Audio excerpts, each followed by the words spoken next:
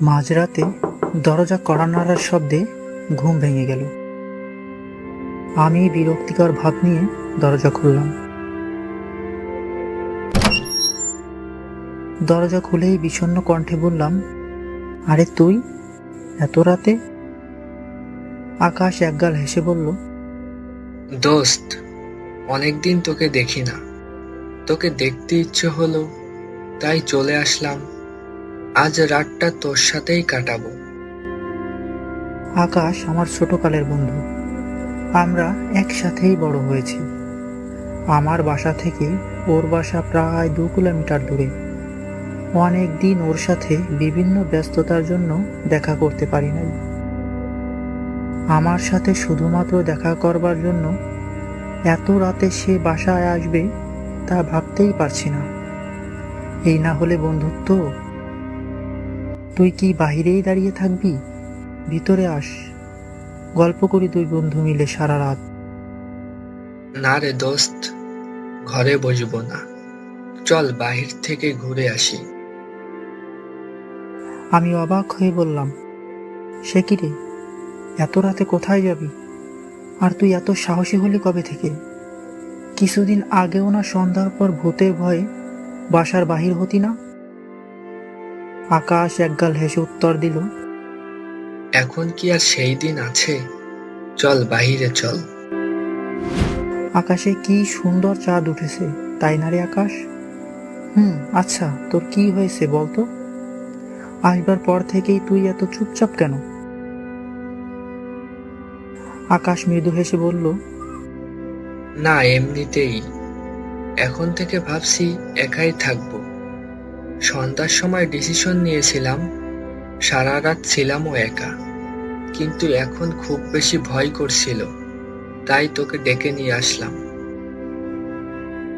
আমি আবারও অবাক হয়ে বললাম, একা ছিলি, ভয় করছিল, এগুলোর মানে কি? তুই সারা রাত কোথায় ছিলি? বাড়ির বাহিরে। কেন, বাসা থেকে কি তোকে বের করে দিয়েছে? না রে, বাহির করে নাই। আর বাহির করবে বা কেন? নিজে থেকেই বের হয়ে এসেছি।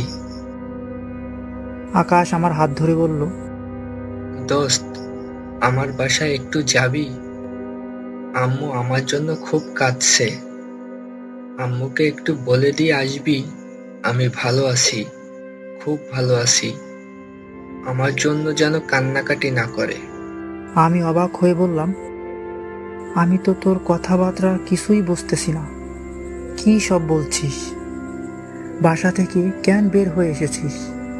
কি হয়েছে? চল তোকে বাসায় দিয়ে আসি। না রে দোস্ত, আজকে আর বাসায় যাব না। পরে আরেকদিন বাসায় যাব। তুই একটু যাবি দোস্ত?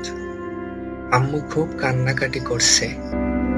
বলেই আকাশ আমাকে জড়িয়ে ধরে কাঁদা শুরু করলো। এখন রাত 3:30। আমি আকাশের বাসার সামনে দাঁড়িয়ে আছি। আকাশকে কিছুতেই আনা যায়নি। ওকে বলেছিলাম, তুই আমার রুমে গিয়ে বস, আমি খালাম্মাকে বলে দিয়ে আসছি আমার কাছে আসিস এবং ভালো আছিস। সে তাও করে নাই, রাস্তায় দাঁড়িয়েই আছে।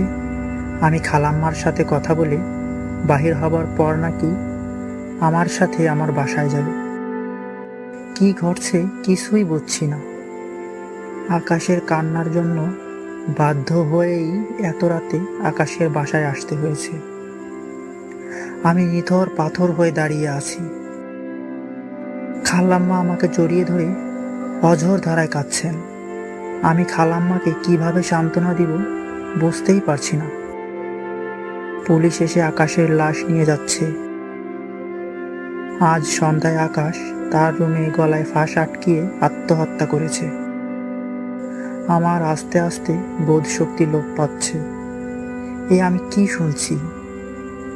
আমি তাহলে এতক্ষণ কার সাথে ছিলাম? আকাশই তো তার বাসায় আমাকে আসতে বলল। শেষবারের মতো আকাশকে দেখলাম আমি। আমার সমস্ত পৃথিবী দুলে উঠল।